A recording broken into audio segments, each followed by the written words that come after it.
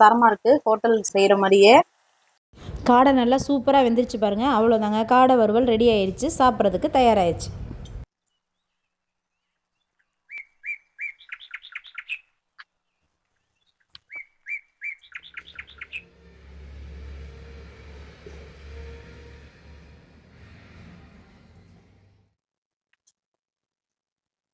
இன்னைக்கு நம்ம காடை ஃப்ரை தான் பார்க்க போகிறோம். அதுக்கு நான் 3 காடை வாங்கியிருக்கேன். நல்லா இது மாதிரி வெட்டி க்ளீன் பண்ணி வாங்கிட்டு வந்துட்டாங்க. இதை நம்ம லைட்டாக ஒரு கோடு மாதிரி போட்டுக்குவோம். அப்போ தான் மசாலாலாம் உள்ளே வந்து சாந்து வரும். இது மாதிரி போட்டுட்டு இப்போ கட் பண்ணிக்குவோம்.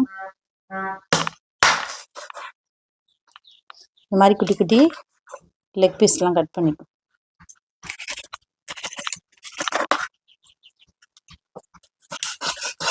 நம்ம இன்னைக்கு கிரேவி தான் சேர்க்குறோம். அப்போ தான் இது மாதிரி கட் பண்ணிக்கிட்டோம்னா மசாலாலாம் நல்லா இறங்கும். அதனால இது மாதிரி கட் பண்ணிக்குவோம்.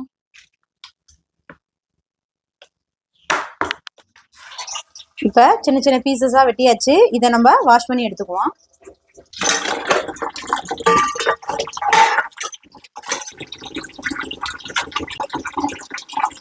இப்போ நம்ம காடையை க்ளீன் பண்ணிட்டோம். இப்போ நான் வந்து இன்னைக்கு காடை மிளகு வறுவல் தான் பண்ண போகிறேன். அதுக்கு தேவையான பொருள் பார்த்துடலாம். சின்ன வெங்காயம் ஒரு 100 கிராம் அளவுக்கு சின்ன வெங்காயம் இது மாதிரி பொடியாக கட் பண்ணி வச்சுருக்கேன். அது கூடவே 2 தக்காளி, கருவேப்பிலை, கொத்தமல்லி, காஞ்ச மிளகா ஒரு 4 காஞ்ச மிளகா எடுத்து வச்சுருக்கேன்.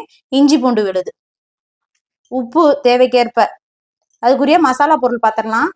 1/2 டேபிள் ஸ்பூன் அளவுக்கு சோம்புத்தூள், 1/2 டேபிள் ஸ்பூன் ஜீரகத்தூள், 1 டேபிள் ஸ்பூன் தனியாத்தூள், 1 டேபிள் ஸ்பூன் மிளகாய்த்தூள், 1/2 டேபிள் ஸ்பூன் மஞ்சத்தூள் போட்டிருக்கேன். மிளகுத்தூள் இது வந்து லாஸ்ட்டாக அப்புறம் தான் ஃபைனலாக போட போகிறேன். அதனால மிளகுத்தூள் எடுத்து வச்சுருக்கேன். இப்போ வந்து செக்கில் ஆட்டின நல்லெண்ணெய் எடுத்து வச்சுருக்கேன். தேவைக்கேற்ப தாளிப்புக்கு சோம்பு, 2 பட்டை, ஒரு பிரிஞ்சி இலை.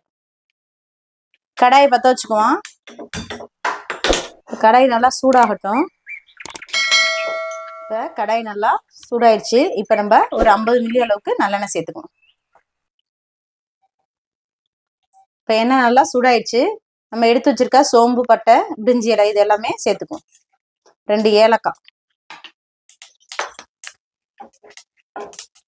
இப்போ இதெல்லாமே நல்லா பொரிஞ்சிருச்சு. நம்ம எடுத்து வச்சிருக்க காஞ்ச மிளகா அதையும் அது கூட சேர்த்துக்குவோம். கூடவே ஒரு கொத்து கருவேப்பிலை. இது நல்லாவே எல்லாத்தையும் ஒரு கிண்டி கிண்டி விட்டுட்டு சின்ன வெங்காயம் கட் பண்ணி வச்சிருக்கோம் பாருங்க, அதையும் அது கூட சேர்த்துக்குவோம். எல்லாத்தையும் நல்லா ஒரு வதக்கிக்குவோம். இப்போ வெங்காயம் நல்லா வதங்கிருச்சு. அது கூடவே நம்ம எடுத்து வச்சிருக்க தக்காளியும் சேர்த்துக்கணும். இப்போ தக்காளி எல்லாத்தையும் நல்லா வதக்கிடுவோம். தக்காளியும் நல்லா வெந்து மசிஞ்சு வரணும். அதுக்கு இப்போ ஒரு 1/2 டேபிள் ஸ்பூன் அளவுக்கு உப்பு சேர்த்துக்குவோம். அப்போ தான் கொஞ்சம் சீக்கிரமாக மசிஞ்சு வரும். அதுக்காண்டி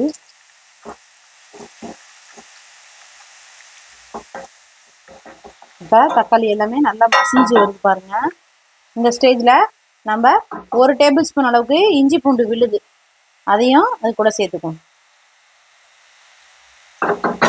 பச்சை வாசம் போகிற அளவுக்கு நல்லா 2 வதக்கிட்டு அது கூடவே நம்ம எடுத்து வச்சுருக்கோம் பாருங்களேன், தனியா, மிளகாய் இது எல்லாத்தையுமே ஜீரகம், சோம்பு தூள் எல்லாத்தையும் சேர்த்துக்குவோம். இது எல்லாத்தையும் நல்லா எண்ணெயில் ஒரு பரட்டிடும். இப்போதான் இந்த பச்சை வாசம்லாம் கொஞ்சம் சீக்கிரமாக போகும். அதுக்காண்டி மசாலாலாம் பாருங்கள் எல்லாமே நல்லா ஒன்றா திரண்டு நல்லா வருது. இப்போ இந்த ஸ்டேஜில் ஒரு 1/2 டம்ளர் மட்டும் தண்ணி சேர்த்துக்குவோம். ஃபஸ்ட்டு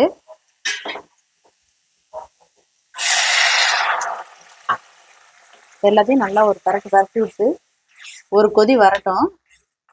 மசாலாலாம் நல்லா கொதிச்சு கொஞ்சம் கெட்டி ஆயிடுச்சு பாருங்க. இந்த ஸ்டேஜில் நம்ம எடுத்து வச்சிருக்க காடையை அது கூட சேர்த்துக்குவோம்.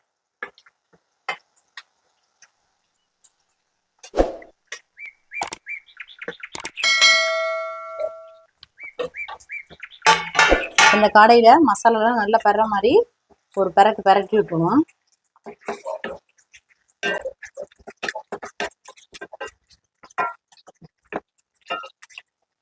ஒரு 2 நிமிஷம் நல்லா வேகட்டும். ஒரு தட்டை போட்டு மூடி வச்சிருவோம். இப்போ ஒரு 2 நிமிஷம் ஆயிடுச்சு. இப்போ திறந்து பார்ப்போம். பாருங்க, அந்த காடையில கொஞ்சம் தண்ணியெல்லாம் விட்டு நம்ம ஊற்றின தண்ணியோட கொஞ்சம் எக்ஸஸாகவே இருக்கு. அதை எல்லாத்தையுமே நல்லா ஒரு பரட்டிட்டு, ஆனால் காடை வேகிறதுக்கு இந்த தண்ணி பத்தாது. இன்னும் ஒரு 1/2 டம்ளர் அளவுக்கு மட்டும் தண்ணி ஊற்றிக்குவோம். தண்ணி ஊற்றி நல்லா ஒரு கிளறி விட்டு ஒரு தட்டை போட்டு ஒரு 10 நிமிஷம் நல்லா வேகட்டும்.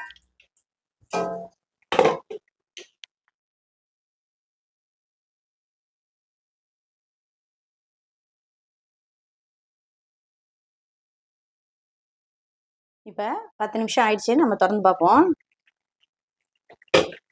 காடையெல்லாம் நல்லா ஃப்ரை ஆயிடுச்சு, இன்னும் கொஞ்சம் வேகணும். இப்போ இந்த ஸ்டேஜில் நம்ம 1 டேபிள் ஸ்பூன் அளவுக்கு, ஒரு சின்ன டீஸ்பூன் அளவுக்கு மிளகுத்தூள் வறுத்து நுணுக்கி வச்சுருக்கோம் இல்லைங்களா, அந்த மிளகுத்தூளை அது கூட சேர்த்துக்கணும்.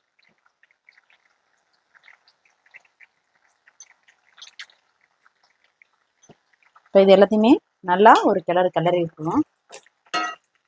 இன்னும் இந்த கிரேவி இன்னும் கொஞ்சம் வறுத்தணும் லைட்டாக.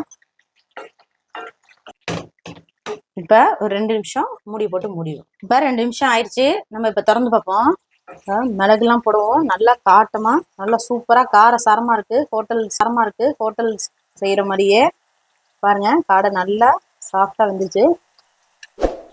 நம்மளுடைய காடை வறுவல் ரெடி. இந்த வீடியோ பிடிச்சிருந்தா லைக் பண்ணுங்கள், ஷேர் பண்ணுங்கள், மறக்காமல் சப்ஸ்கிரைப் பண்ணுங்கள். தேங்க்யூ ஃபார் வாட்சிங். இப்போ அப்படியே லேசாக மல்லித்தலையை தூவி இறக்கிடலாம்.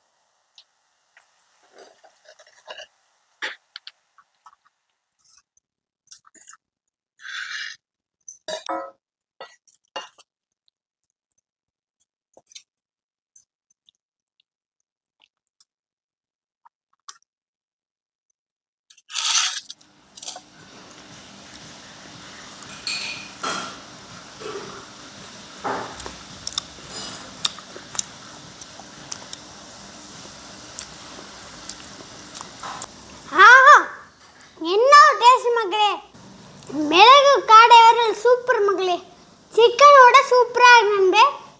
மித்தூர் சேனல் சப்ஸ்கிரைப் பண்ணுங்கள், லைக் பண்ணுங்கள், ஷேர் பண்ணுங்கள், கமெண்ட் பண்ணுங்கள். தேங்க்யூ ஃபார் வாட்சிங்.